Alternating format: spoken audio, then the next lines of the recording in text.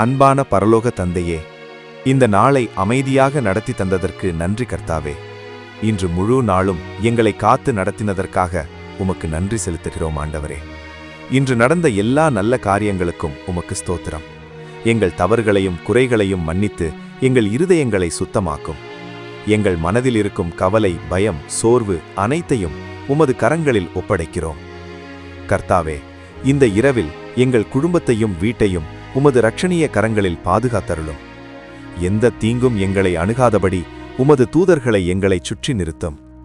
நாங்கள் உறங்கும் இந்த நேரத்தில் எங்கள் உடலுக்கும் மனதிற்கும் முழுமையான ஓய்வை தாரும்.